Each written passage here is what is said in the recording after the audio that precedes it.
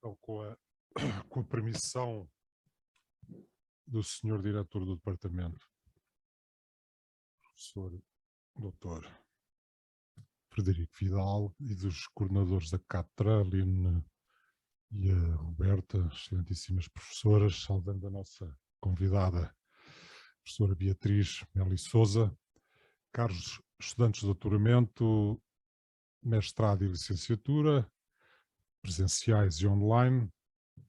Então está aberta a sessão da Cátedra de História da Cultura Luso-Brasileira.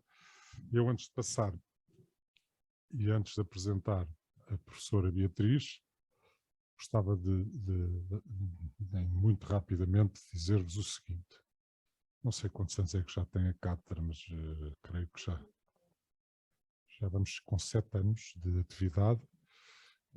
Foi uma vontade explícita que a reforma do departamento abraçou em ter uma presença forte do Brasil ao longo das nossas atividades letivas e pedagógicas e de investigação, e a criação desta cátedra teve como pressuposto tornar a Universidade Autónoma um lugar de acolhimento afetivo, científico e de apoio a atividades de docência e de investigação de colegas brasileiros e de jovens investigadores também vindos do Brasil. Estabelecemos, a partir daí, uma série de protocolos com instituições brasileiras, uma das quais tem, para mim, uma particular relevância, porque foi o acordo que fizemos com a Cátedra Jaime Cortesão da Universidade de São Paulo, o que permitiu, inclusivamente, a mobilidade de professores e estudantes do Brasil para cá, ainda não concretamente daqui para o Brasil, mas a seu tempo isso será uma realidade, como todos desejamos. Portanto, ao longo deste tempo foi possível nós irmos não só como uma retórica, o de acrescentar essa vertente americana, luso-brasileira, às nossas atividades, mas de facto materializá-la e de que forma mais evidente ela poderia estar materializada, senão na possibilidade de termos hoje no corpo docente já, não sei contabilizar bem, mas pelo menos 2 docentes e meio,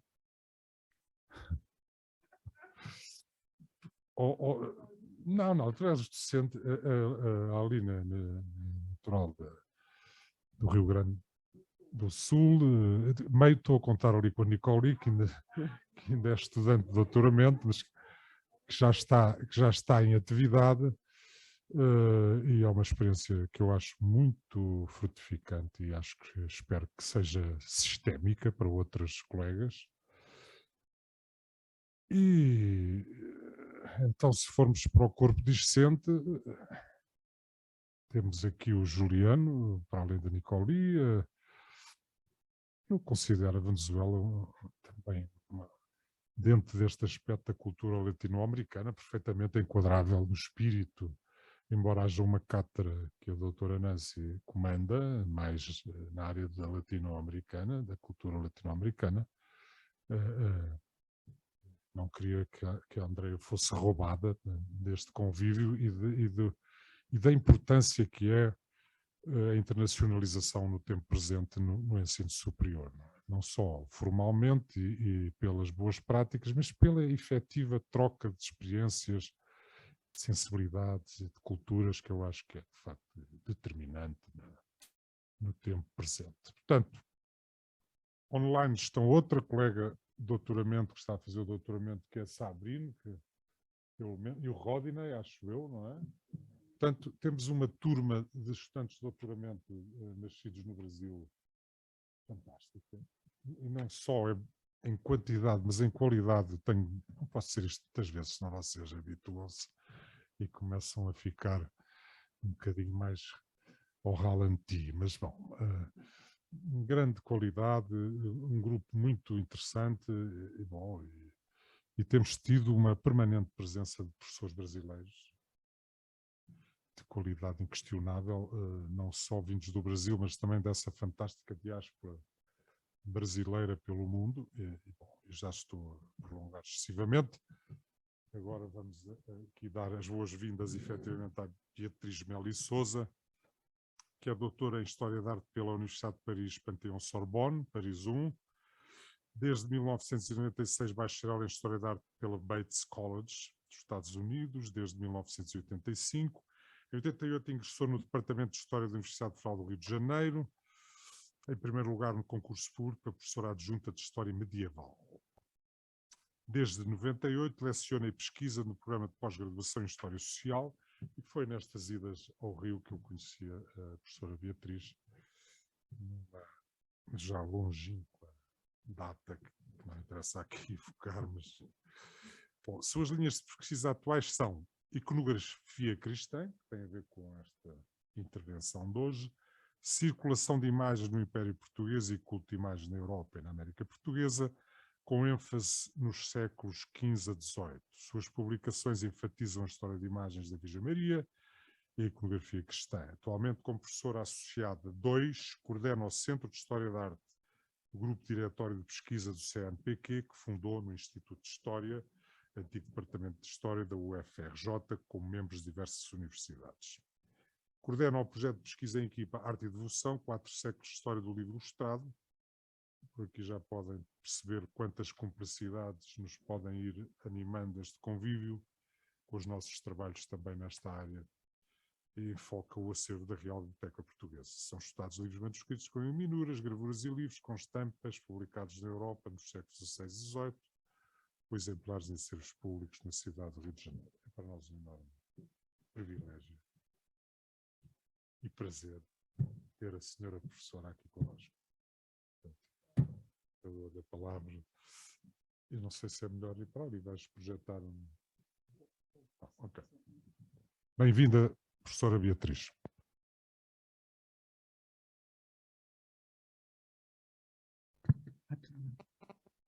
Muito boa tarde. Vocês estão me ouvindo bem? Eu vou tentar ficar um pouquinho de olho no telemóvel para controlar o tempo. Por favor.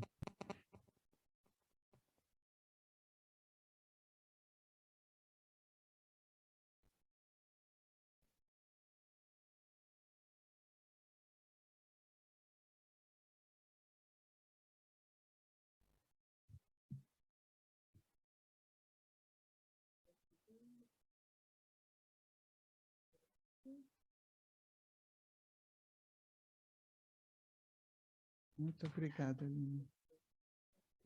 Tá bem. Então, eu gostaria de começar agradecendo ao professor Dr. Miguel Faria por esse muito amável convite. Para mim é uma honra, um prazer estar aqui hoje com vocês.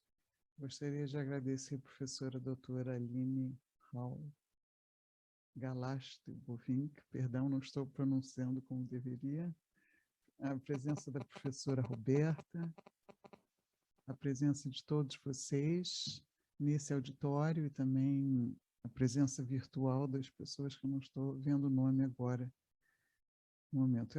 Para mim uma grande alegria voltar a Lisboa, encontrar vocês, colegas, amigos, e poder trocar um pouco ideias sobre pesquisas em curso. Essa é uma pesquisa que eu comecei no século passado e que, por vários motivos, eu retomei. Então, todas as sugestões e críticas são muito bem-vindas. Então, eu gostaria de falar... Perdão, já estou fazendo bobagem. Isso está sendo gravado.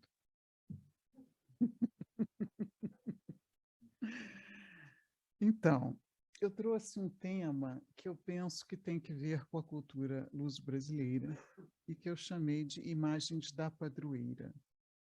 Coloquei padroeira no singular, poderia possivelmente colocar no plural, mas sobre isso podemos falar um pouco mais adiante. Gostaria de falar hoje um pouco para vocês sobre o tema da padroeira de Portugal e do Brasil, dentro de um contexto que engloba o catolicismo, o mecenato régio e a cultura visual de uma forma geral, sobretudo entre 1646 e a primeira metade do século XVIII. Por que cultura visual e letrada? Bom, isso já é uma das principais diferenças entre o Reino e a América Portuguesa, né? A ausência de uma tipografia, de uma imprensa, da circulação mais intensa de gravuras. Então, eu me pergunto em que medida, muitas vezes, são textos ou são imagens que auxiliam, suscitam, provocam a difusão de um culto religioso ou mesmo do culto de uma imagem religiosa. E, caso isso não esteja evidente, eu estou tentando associar tanto o catolicismo quanto o mecenato régio. Isso aparece, por exemplo, na figura da Lusitânia, aqui, sobre as alegorias dos 4 continentes. A Lusitânia segura uma cruz e uma esfera armilar. E no caso da padroeira do Brasil, que no século XX e XXI aparece muitas vezes coroada com esse manto, que tem a bandeira tanto da República Brasileira quanto do Vaticano, eu também vejo essa associação entre poderes do Estado e poderes da Igreja, dentro desse contexto que tem que ver com história da arte. Então, eu estou tentando estruturar essa palestra em 3 momentos cronológicos. Mas antes de falar propriamente desses 3 períodos, eu acho que talvez seja bom recapitular o que vem a ser a Imaculada Conceição. Em termos teológicos, isso se refere a uma ausência de mancha de pecado original na concepção de Maria de Nazaré desde o primeiro instante de sua existência, que seria predestinada por Deus. E, no entanto, muitos confundem esta definição teológica. Perdão, se o som estiver atrapalhando, por favor, fiquem à vontade para me orientar. Tudo bem? Perdão. Perdão. Então, vou...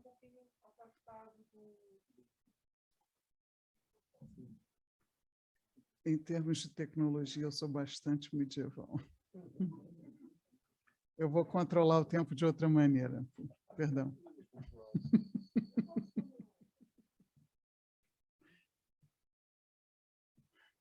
Então, eu estava tentando dizer que mesmo o significado teológico da Imaculada Conceição passa por importantes equívocos. Por exemplo, a Papa Bento XIV, se bem me lembro, de 1740 a 1758, ele vê a necessidade de traçar uma distinção para os fiéis entre o fato de Maria ter sido concebida por sua mãe Ana, ou mesmo Maria ter sido concebida no pensamento de Deus Pai, e Maria, por sua vez, conceber Jesus.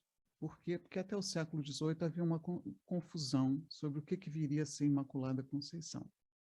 Se seria questão de Maria ser concebida passivamente ou ela conceber ativamente. Então, isso tudo é para dizer que há muitas ideias a respeito desse título. Nem todas as ideias são teológicas. Eu defendo que há muitas ideias que têm que ver com pureza.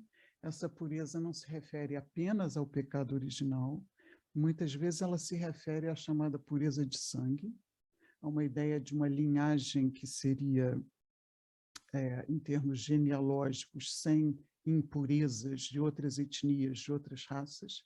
Isso é um tema importante para a Península Ibérica e também para a América Portuguesa. E há ainda uma ideia de pureza moral, muitas vezes associada a uma virgindade perpétua de Maria, ou mesmo temas que têm que ver com castidade. Então, eu estou tentando colocar para vocês o tema Imaculada Conceição num sentido muito amplo, e não apenas de uma definição que seria franciscana, católica, teológica, e sim algo mais sociocultural, né?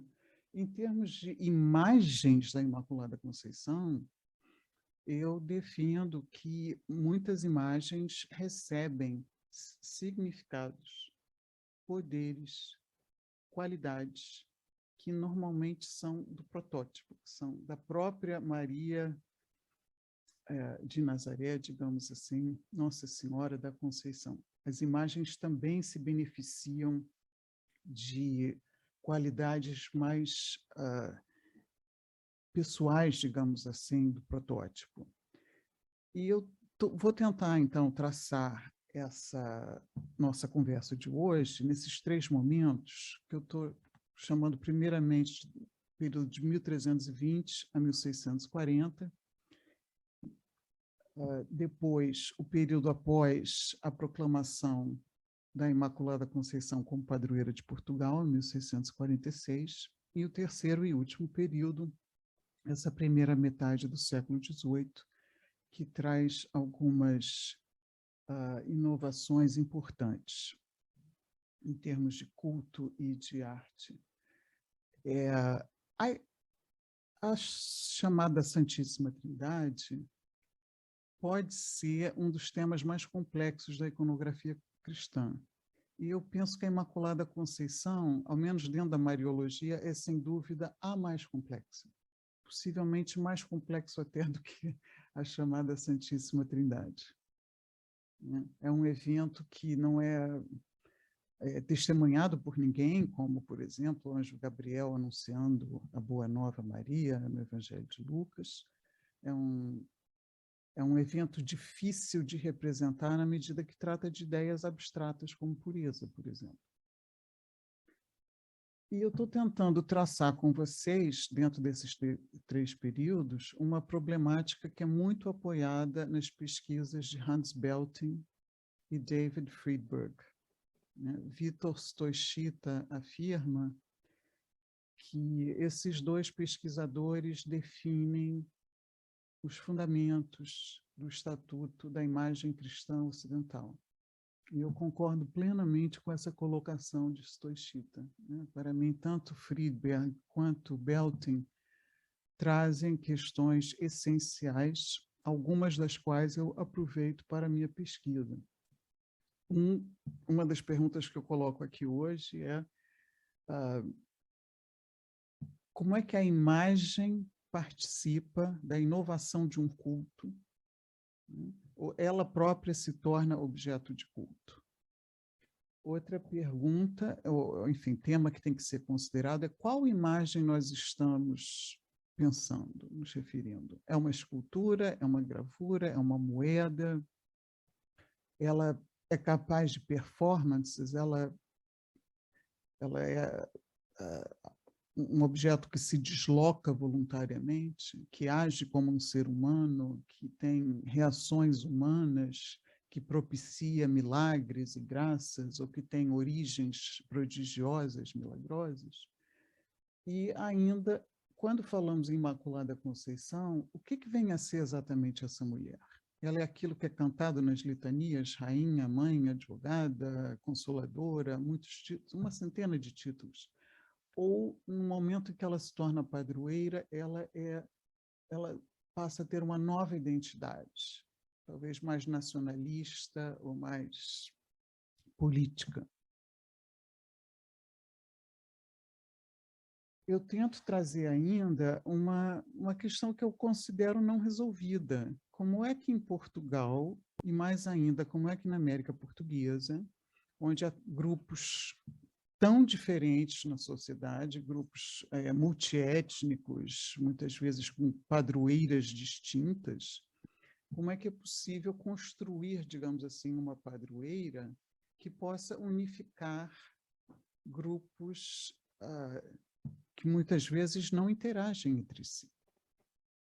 Como é que é possível construir uma imagem de padroeira mais universal? Uma das hipóteses com a qual eu venho refletindo mais recentemente é o trabalho de Miri Rubin, uma grande historiadora do culto mariano, de imagens marianas, que, por sua vez, usa o conceito de Barbara Rosenwein, de comunidades emocionais. Né? Como é que, em torno de uma imagem da Virgem Maria, pode formar uma comunidade que, na sua devoção, nas suas práticas, no gestual, consegue tecer um pertencimento emocional específico. Depois eu trago, no fim, essas referências bibliográficas, se tiver interesse para vocês, e posso partilhar também essa colocação aqui. Há um problema adicional, não sei se está dando para ler ali no alto, que tem que ver com o que eu chamo modelos e cópias, ou, se preferirem, originais e suas réplicas, cópias, apropriações.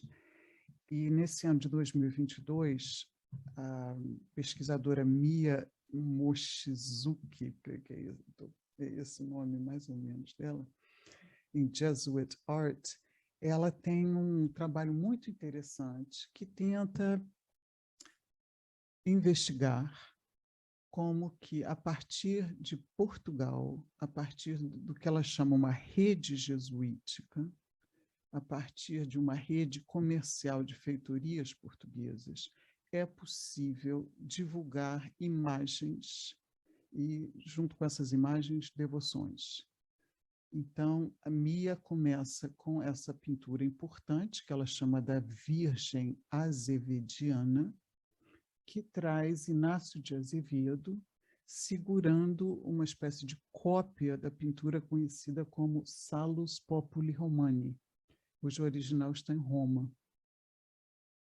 Azevedo tenta levar, aliás, cumpre dizer, o Papa autoriza excepcionalmente que a pintura romana seja copiada, que a cópia seja levada por Azevedo, esse jesuíta, para a América Portuguesa, e, no entanto, o navio dele é atacado, ele é morto, e reza a lenda que ele é jogado ao mar segurando a cópia da pintura. Assim também ele é representado no teto da sacristia da Catedral de Salvador, a igreja jesuítica que se tornou catedral. E Mia Mochizuki, ela chama atenção não apenas para o jesuíta que segura a pintura, que apresenta-nos a pintura em primeiro plano, mas também para esse oceano, no fundo, o oceano que tem tudo a ver com a história de Portugal e também com a história do jesuíta e a história do próprio Azevedo.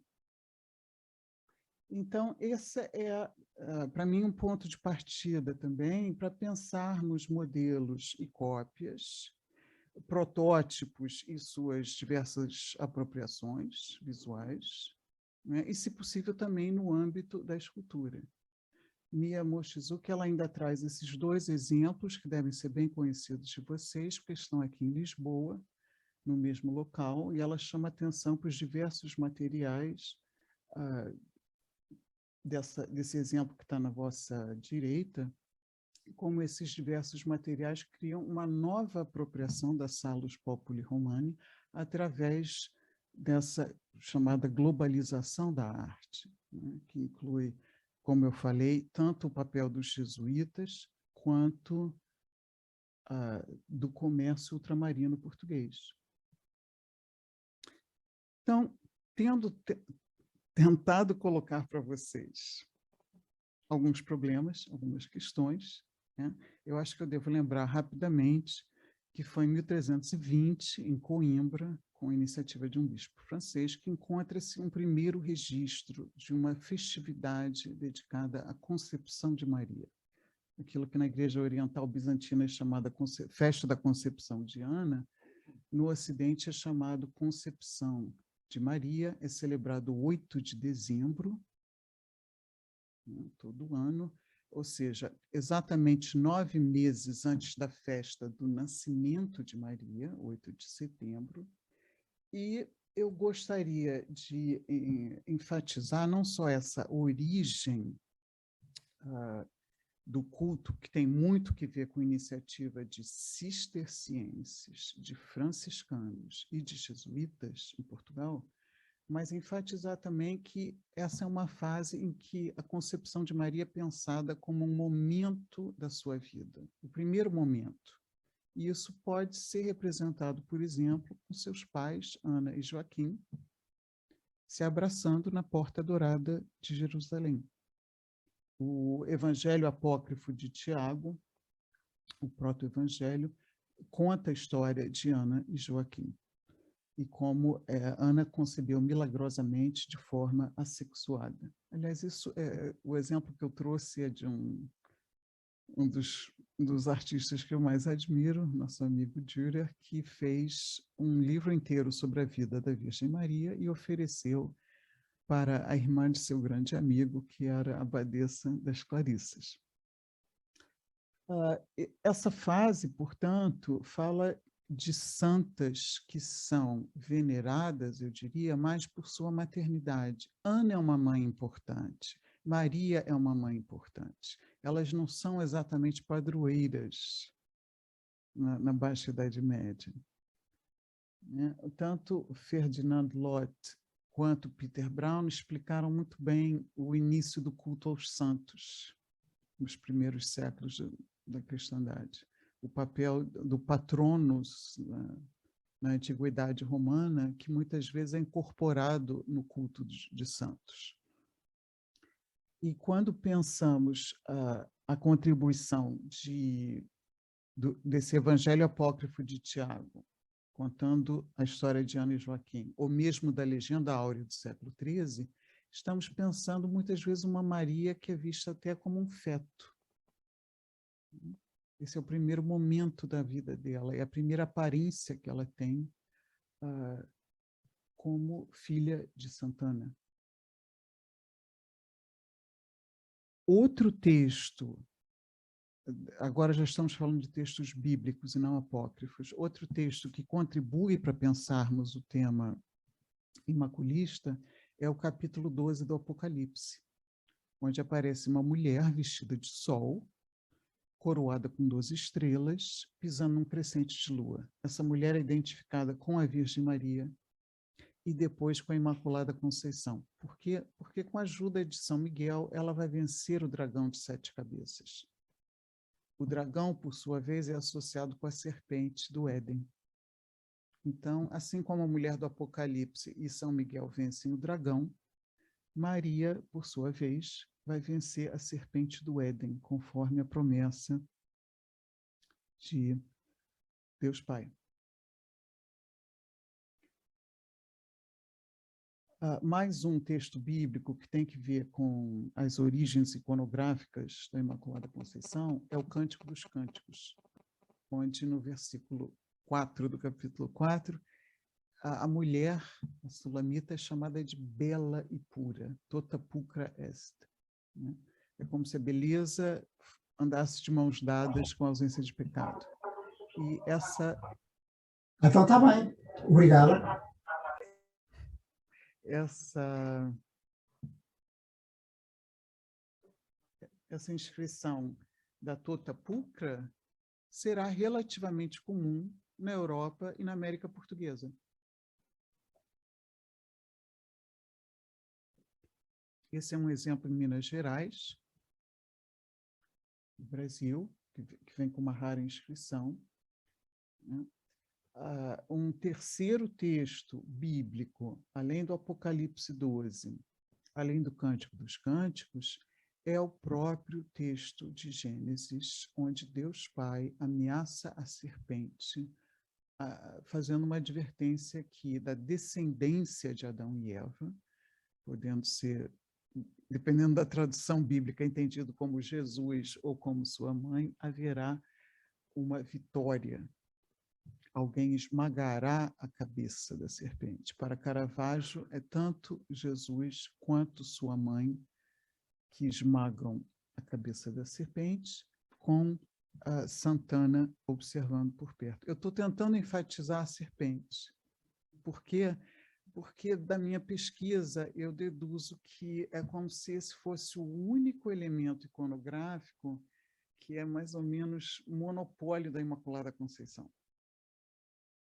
Ela vence o pecado original, e o símbolo desse pecado é a serpente mais ainda do que o dragão. Né? Por outro lado, a chamada tota pulcra, os atributos do Cântico dos Cânticos, os astros da mulher do Apocalipse, podem ser associados a uma Nossa Senhora do Rosário, a uma Nossa Senhora do Carmo, a diferentes iconografias. Mas aparecendo a serpente ou o dragão, é como se fosse outra história. Então, eu trago um exemplo aqui de um autor muito caro também, o dominicano Diogo do Rosário, onde ele descreve a festa de 8 de dezembro com esse tipo de estilogravura simples, relativamente simples, da tota pulcra, sendo pensada por Deus Pai, com atributos do Cântico dos Cânticos e de outros livros. E, atenção, essa pose de mãos postas em oração. Isso vai ser mais uma característica iconográfica que vai marcá-la. É verdade que há pinturas em que ela tem outras expressões com as mãos. Né? As mãos podem estar erguidas, ou podem estar cruzadas sobre o peito, mas esse é um tema que vai aparecer bastante na pintura, na gravura. Esse exemplo é do Porto, vocês devem conhecer também.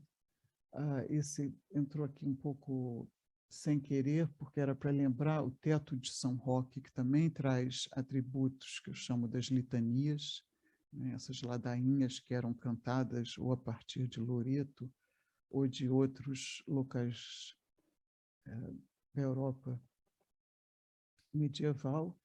Enfim, o tema da tota pulcra, ela é muito presente em diferentes partes do Mediterrâneo, e eu trago até um exemplo de Minas Gerais. Aleijadinho faz em 2 portadas de igrejas das ordens terceiras franciscanas essa escultura em relevo, que tem, perdão, a foto não está maravilhosa, ela é difícil de tirar de cima da porta, e mesmo de achar na internet, mas em volta da figura de Maria, a inscrição tota pulcra est, mácula non. Você é toda bela, minha amiga, e em ti não há mácula alguma. E isso por um escultor, arquiteto, que não era letrado em latim, né? Como a grande maioria dos artistas e artífices na América Portuguesa. É uma iconografia um pouco mais erudita, que mais ou menos convive com outras mais simples. Bom, para Suzanne Stratton, é na pintura de El Greco, nessas 2 versões que vocês estão vendo, que acontece o que ela chama de síntese iconográfica, que Maria, com os astros da mulher do Apocalipse, com atributos que são cantados nas litanias, ainda com a pomba que simboliza o Espírito Santo, El Greco, no entender de Suzanne Stratton, consegue, em uma única imagem, criar um protótipo de iconografia imaculista, que para ela vai ser determinante para os séculos XVII em diante. É uma iconografia um tanto quanto complexa.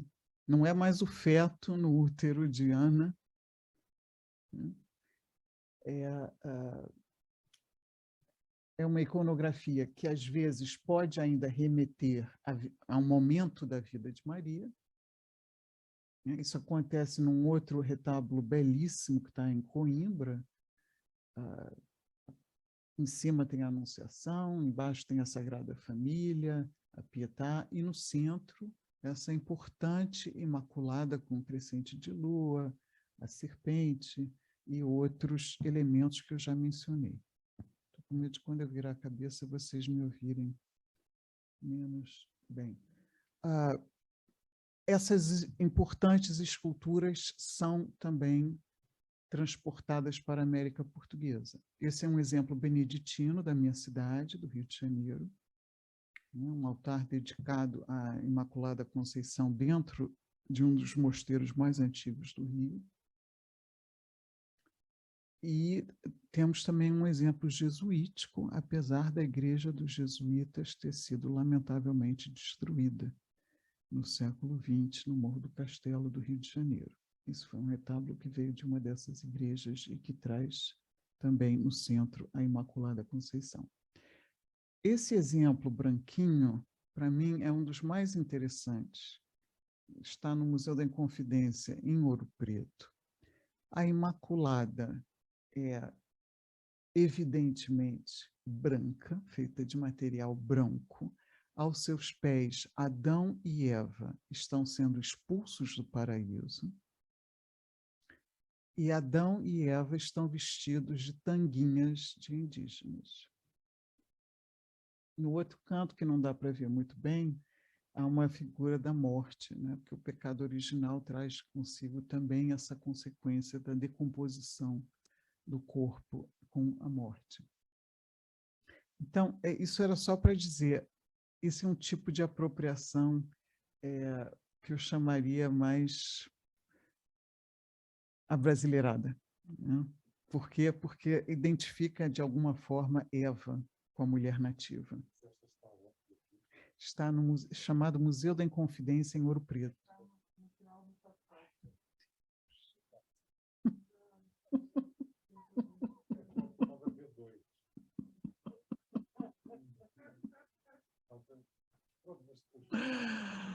Tá, obrigada de você chamar a minha atenção, porque...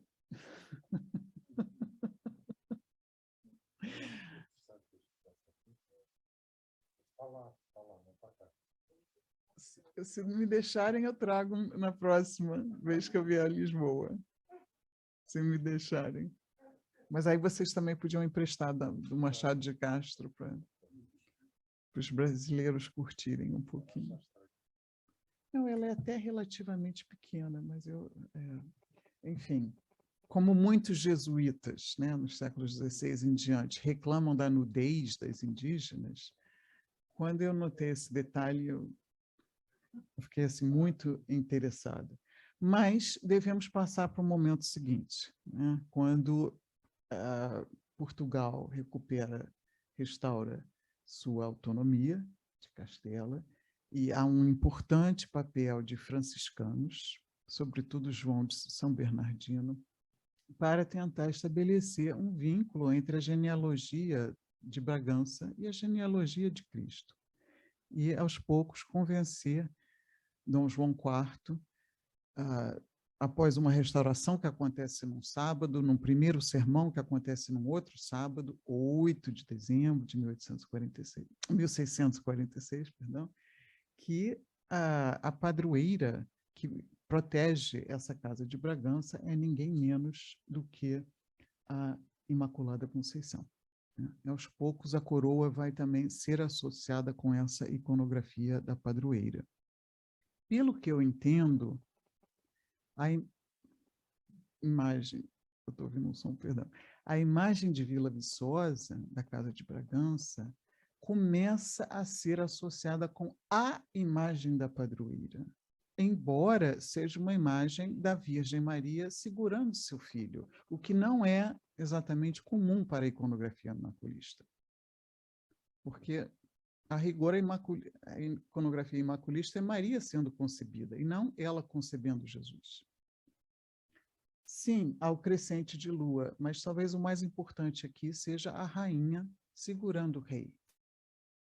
Maria como rainha, Maria como aquela que recebe a homenagem do novo rei Dom João IV, em Vila Viçosa, sobretudo.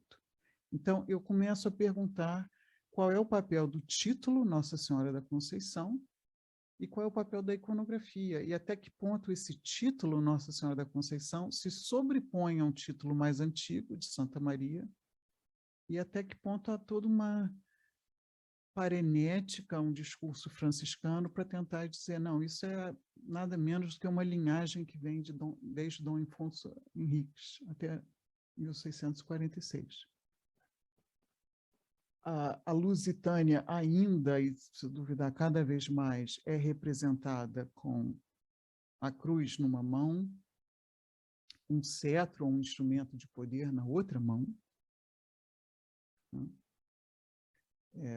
Tendo seu poder reconhecido, nessa bela gravura que foi estudada, inclusive, por Luiz Moura Sobral, muito querido.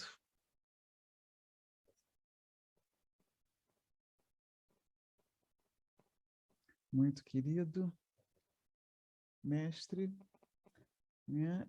Eu comecei a aprender essa importância dos franciscanos na gravura portuguesa, que fala da restauração. De um lado da Conceição, Dom João IV, do outro lado, Duns Scoto, que provavelmente é o teólogo mais importante, não só entre franciscanos, mas de todos que trataram desse tema. Então, gravuras que se espalham pela Europa, né? Essa que eu mostrei agora era do Wassermann, e também na América Portuguesa, a figura da Imaculada é muito associada a Francisco de Assis.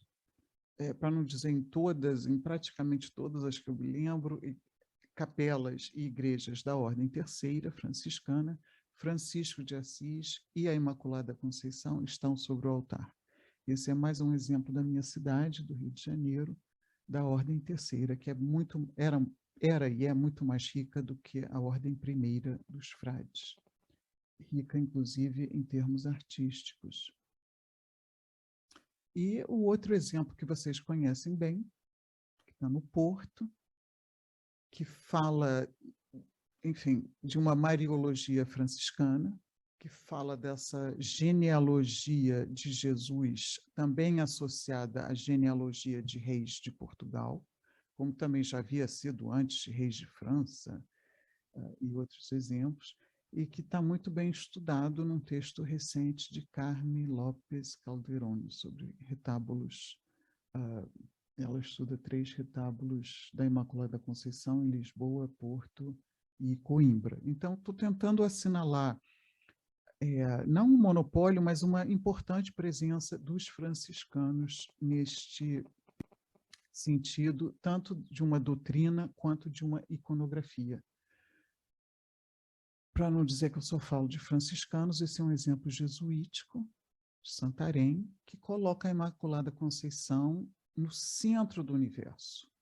Ela está no centro de 4 continentes, como muitas vezes era São Francisco de Assis, que se colocava, na primeira gravura que eu mostrei, a própria alegoria da Lusitânia.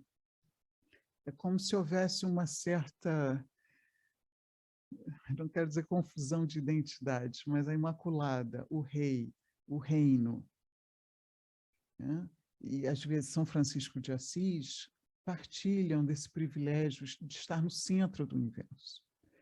E, embora eu não tenha achado registros em fontes primárias textuais, há algumas representações visuais que trazem Dom João VI, de fato, oferecendo sua coroa para Nossa Senhora da Conceição, que, como vocês já sabem, no caso de Vila Viçosa, segura o Menino Jesus. Eu já achei gravuras de Dom João IV, perdão, sem a coroa diante do crucifixo, mas não achei gravuras ainda dele sem a coroa diante de uma Imaculada Conceição. Talvez um dos gestos mais importantes desse rei foi mandar cunhar a moeda, conhecida como Conceição, tanto em prata quanto em ouro. Essa moeda traz a própria mulher, que passou a representar a Imaculada Conceição, com o crescente de lua, com a serpente, com meia dúzia de atributos das litanias, com o nome impresso e fazendo essa associação ainda mais estreita com a coroa, né? Teria sido com essas moedas de ouro que Dom João IV teria prestado uma homenagem como vassalo no altar de Vila Viçosa, meio que prestando uma homenagem importante e quase que um exemplo a ser seguido. Enfim, eu trouxe algumas imagens também que falam de uma celebração depois de centenários. E dentro desse quadro de devoção imaculista de reis e rainhas, eu lembro a vocês que Dom João V mandou fazer uma escultura de prata maciça, tamanho natural, para ficar na Igreja Patriarcal de Lisboa, que lamentavelmente foi destruída em 1755, né, pelo mesmo escultor que trabalhou em Mafra. O nome dele, Maine. Né? E além do próprio Dom João V, sua esposa teria tido também devoção a figuras que ficam no convento de Cardais, aqui em Lisboa. Não sei ao certo se seria uma dessas imagens, porque há várias que sobreviveram, inclusive da Conceição, neste convento. Tem 3 fotos diferentes. Mas eu queria deixar claro que, mais ainda do que a afirmação de Suzanne Stratton, eu concordo e vou além que a devoção de reis e rainhas não é um argumento suficiente para explicar a difusão de um culto, de uma figura que é polêmica, é complexa, é delicada. E ainda assim, eu preciso lembrar, Dom João V, ele traz não só uma devoção pessoal, não só um mecenato régio, mas eu entendo que ele também institucionaliza o culto. Ele coloca a Imaculada Conceição como padroeira da Academia Real de História, no 8 de dezembro de 1720. Ele manda fazer essa medalha em comemoração desse momento. É como se ele colocasse a Imaculada Conceição não só no centro do universo, com os 4 continentes, mas no centro do tempo. É como se ele, não sei se existe esse verbo, imaculasse a história de Portugal. Mais do que cristianizar, né? Coube a Agostinho de Hipona cristianizar o tempo, a narrativa histórica. Dom João V, ele exige que os acadêmicos façam um voto de defender a doutrina da Imaculada Conceição.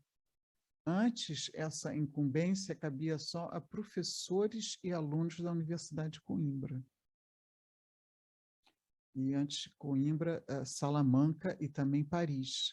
Por quê? Porque mesmo dominicanos e franciscanos brigavam muito entre si a respeito da doutrina da Imaculada Conceição, que só se tornou dogma em 1854. Em vários momentos, os papas dizem: esse assunto está proibido. Se tocarem nesse assunto, pode haver excomunhão ou até mesmo prisão. Então, havia uma necessidade de defender essa doutrina, como fez Duns Scoto na Universidade de Paris, quando o argumento dele teria sido mais forte do que o de dominicanos seguindo Tomás de Aquino. Isso muito antes de Reforma Protestante. Os próprios católicos não se entendiam sobre esse assunto.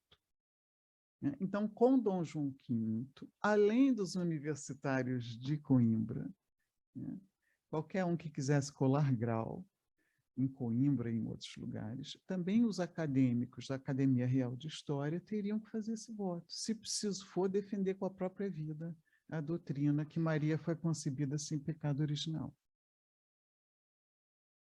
Há algumas outras gravuras também de gravadores que trabalharam em Portugal e em outros lugares que trazem esse tema.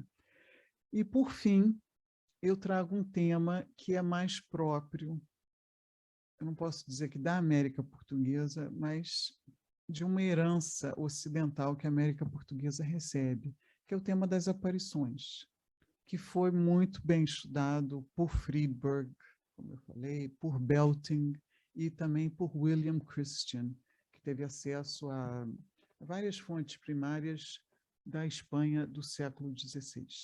quando eu falo em aparições, eu estou me referindo a uma possibilidade de, digamos assim, Maria de Nazaré aparecer para um fiel ou um santo, ou também a possibilidade de uma imagem de Maria aparecer, ser considerada aparecida.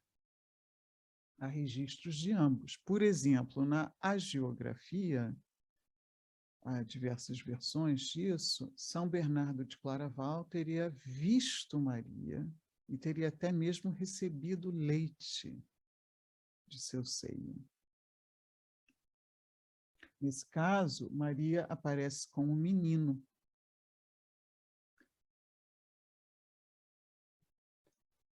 No Brasil, há diversas imagens que são consideradas aparecidas. Essa é uma que eu ainda não tive chance de estudar, conhecida como Bom Jesus de Pirapora, que fica atualmente no estado de São Paulo. Perdão, eu acho que eu fiz algo errado aqui.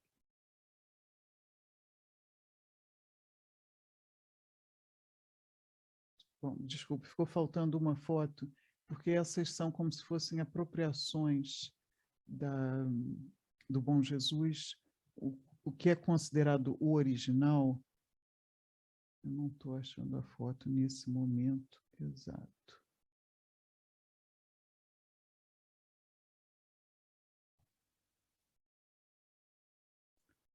Esse é um dos temas que Vítor Stoichita estuda também. Visões como um tema importante da pintura espanhola do século de ouro. Então,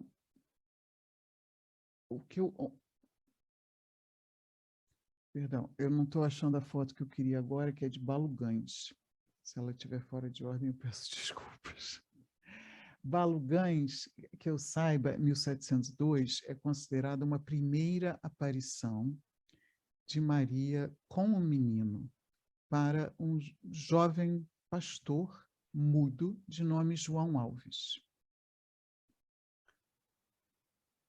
Em gravuras, eu encontrei essa outra menção de Nossa Senhora da Conceição da Rocha, que teria sido encontrada perto do Rio Jamor, aqui na região de Lisboa, e que, de acordo com a gravura, seria a primeira aparição portuguesa, que eu achei muito tardia essa data para uma primeira aparição de imagem, porque isso é algo que acontece há muitos séculos no Ocidente.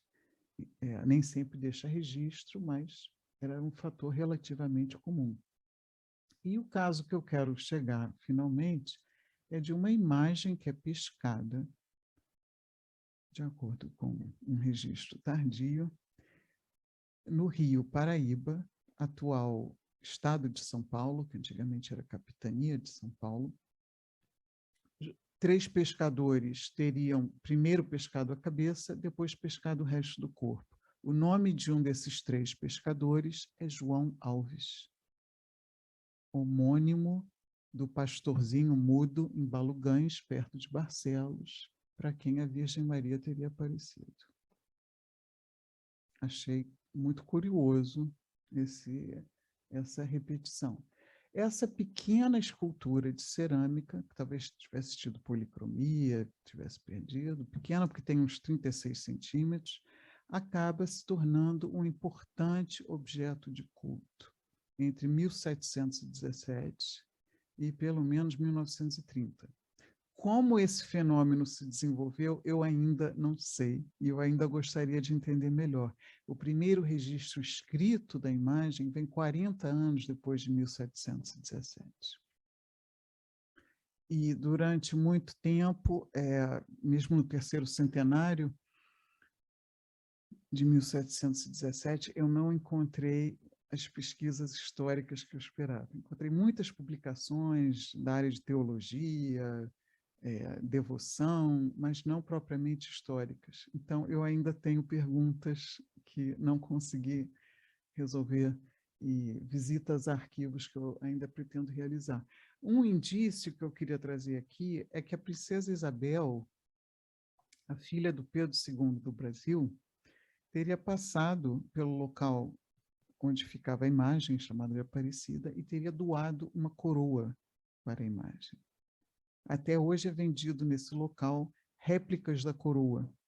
É um gesto que me lembra Dom João IV, ou lembra aquilo que é atribuído a Dom João IV como gesto de devoção. Então, essa Aparecida acaba se tornando rainha também, mais ou menos como Vila Viçosa. Mas eu penso que é importante também tentar investigar em que medida que outras cópias, réplicas, apropriações são criadas para pequenos oratórios, para lares, capelas. Essa aqui, no caso, era de madeira. Esse mapa, não sei se está dando para enxergar, é uma viagem feita por Thomas Ender, o artista austríaco que acompanhou nossa Leopoldina, esposa de Pedro I do Brasil. E Thomas Ender sai do Porto do Rio de Janeiro, vai até o Porto de Santos, ele para em Guaratinguetá. Esse círculo no meio da viagem indica Guaratinguetá, e mais ao norte fica a chamada província de Minas Gerais. E Thomas Ender nos deixa um retrato simples, uma aquarela, de como seria a igreja feita para abrigar a imagem e inaugurada em 1745. Essa igreja vem a ser destruída, outra é construída no fim do século XIX e ainda outra no século XX. Então, estou tentando dizer para vocês que o culto vai ganhando corpo, vai ganhando uma estatística, né? Inclusive, o lugarzinho onde a imagem foi pescada, próxima ao convento franciscano de Guaratinguetá, vira um município separado que até hoje se chama Aparecida e que é um verdadeiro centro de peregrinações. Essa é a chamada Basílica Velha, que ainda está de pé, do fim do século XIX.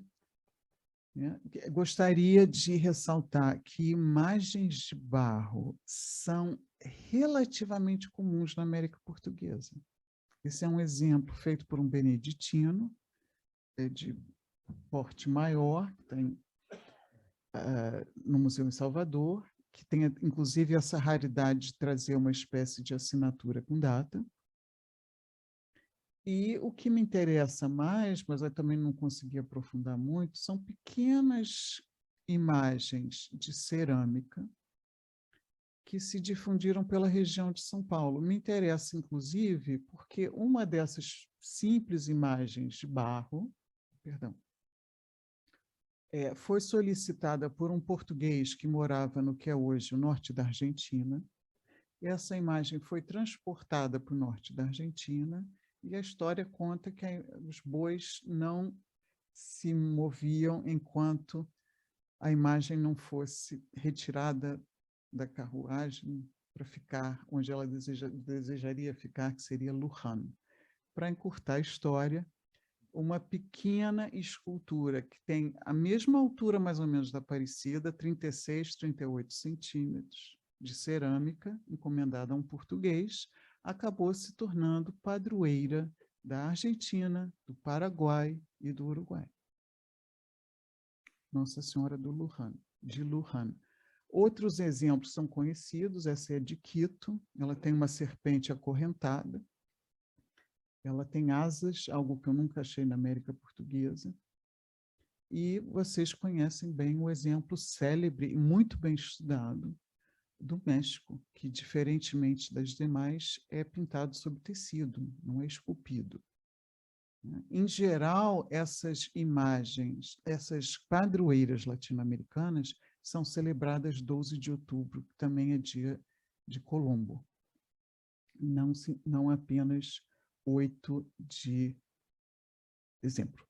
Bom, então, para chegar na última parte dessa problemática que eu estou tentando trazer para vocês, o Brasil do século XX tenta construir e consegue construir o maior santuário mariano do mundo.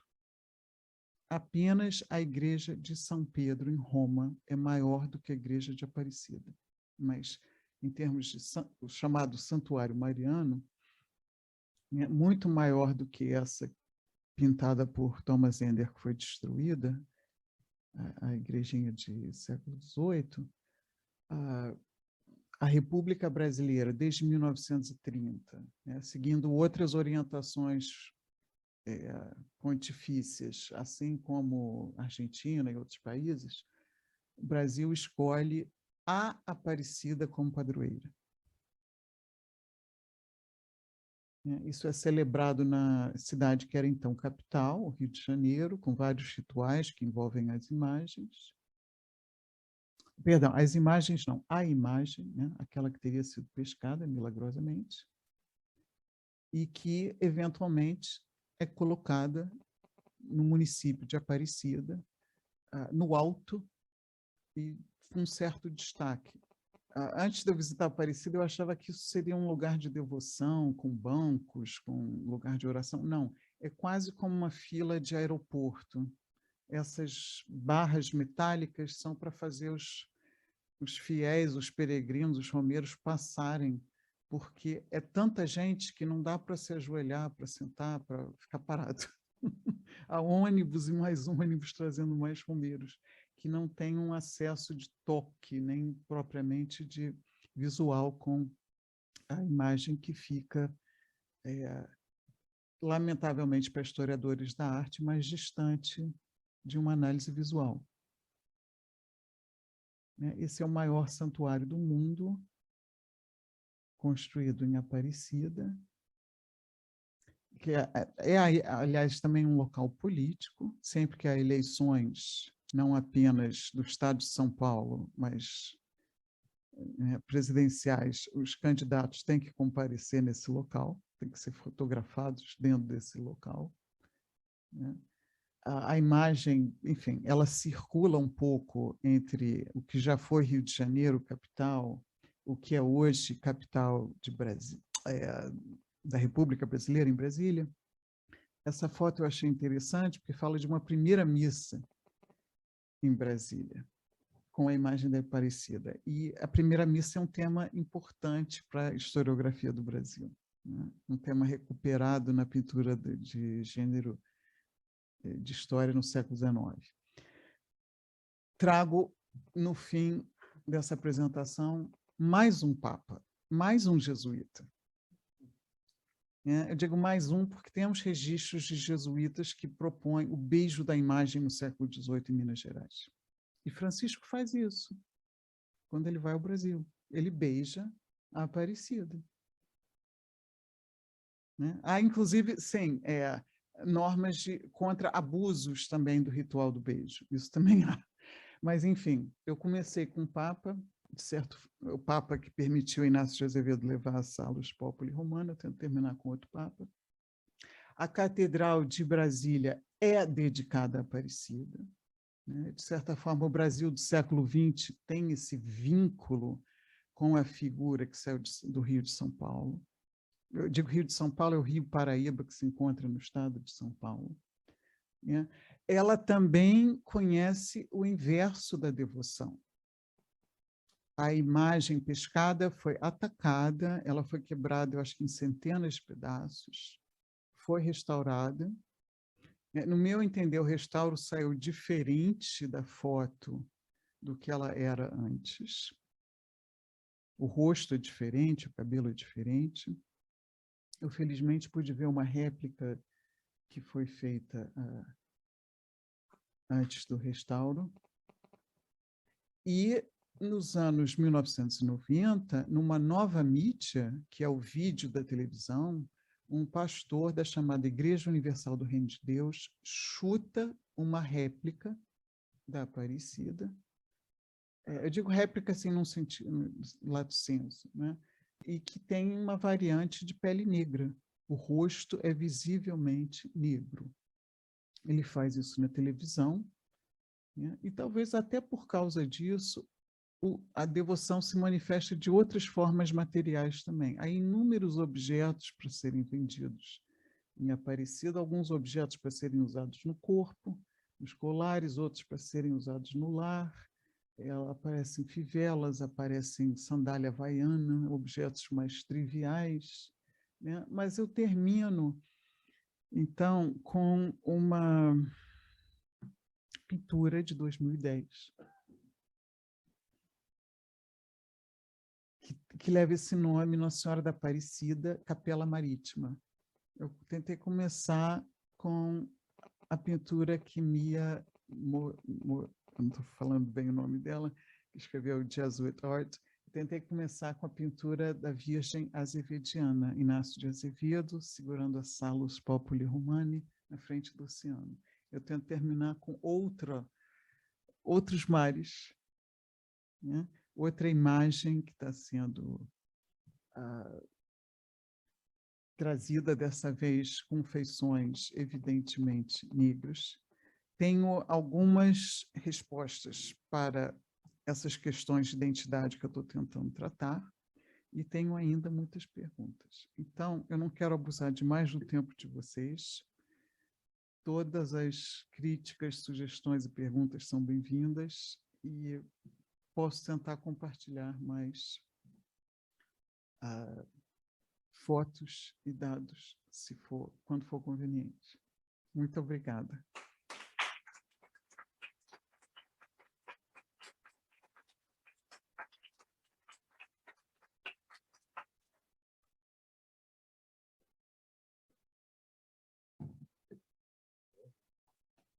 A viagem muito em breve, mas só queria cumprimentar a Beatriz por esta excelente intervenção que nos fez viajar por este fantástico mistério. Está sempre associado à religião, não é? E sobre o significado que um historiador da arte ou da imagem pode navegar por imagens que têm uma devoção tão profunda e todas as nossas interpretações serão diferentes daqueles crentes que veem estas imagens como objeto de devoção, naturalmente. Portanto, do nosso ponto de vista, eu acho muito interessante tudo o que anda à volta da Imaculada Conceição e da história e da visão do cristianismo através da história.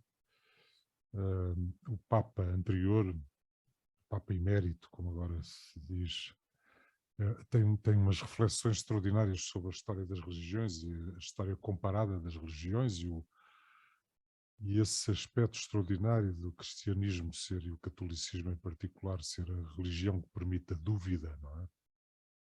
Porque é uma religião baseada na razão, mas que quando chega ao culto e aos dados do culto tem, de facto, estes mistérios extraordinários das devoções, e que da Imaculada Conceição é uma delas extraordinária. Eu sobre isto e sobre a questão que acompanhei com muita atenção, esta ideia da Beatriz, de se o Imaculada é por ser uma Conceição imaculada, ou se é por ela depois imacular na sua própria atividade da maternidade. Lembro-me de um desenho, e só queria dar estes dois apontamentos, de um desenho extraordinário que existe nos prints and drawings do British Museum, que é um desenho para uma tapeçaria de Miguel Ângelo, que eu acho que é um gesto extraordinário da Virgem. Conhece esse desenho? Que é um desenho extraordinário da Virgem a afastar o São José e com os outros filhos da Virgem. Portanto, porque é que eu me lembrei desta imagem concretamente? Porque é esta ideia da virgindade imaculada perpétua da Virgem, quando a própria Bíblia refere outras maternidades da Virgem, anteriores. O que logo de si é muito interessante e, sobretudo, a genialidade do Miguel Ângelo em tratar de um tema sacro com aquela atitude em pleno século XVI. É extraordinário. Essa imagem, se vocês não a conhecem, aconselhava vivamente que a vissem. Conheces? É fundamental. Bom, por outro lado, a Beatriz trouxe aqui um outro aspecto muito curioso, que é o da história das aparições. Entre outras coisas, foi tão rica a tua intervenção que daria a história das aparições da Virgem em Portugal. E a questão de Carnaxide. Sabes que eu morei em Carnaxide, em determinada altura da minha carreira. Carnaxide. Então, vale a pena ir à Nossa Senhora da Rocha, que ainda existe. Não sei se vocês sabiam. Não, a igreja ainda existe. O santuário ainda existe. E que é uma coisa, hoje em dia, completamente ofuscada por Fátima. Quer dizer, as devoções também morrem. Não é? Hoje em dia ninguém vai à rocha, não? Vai tudo a Fátima. Não é? E, portanto, há uma série de gravurinhas. Eu tenho um amigo meu que coleciona as gravurinhas de Nossa Senhora da Rocha. Inclusivamente, durante um período, tornou-se, de facto, um local de peregrinação maciça, não só popular, mas das elites. E, muito recentemente, eu adquiri numa alfarrabista uma gravura do Dom Miguel, em peregrinação à Nossa Senhora da Rocha, por se ter curado de uma doença. O rei Dom Miguel. Portanto, passou do constitucionalismo. Portanto, não, a devoção sobrepõe-se à oscilação ideológica e vai cobrindo todas as etapas, o que é uma coisa extraordinária, como se vê agora também no Brasil. Não? Portanto, extraordinário esta questão da coroa ser dada pelo Dom João IV à Virgem é muito interessante. E levou, inclusivamente, a que os reis portugueses deixassem de usar a coroa. A partir daí.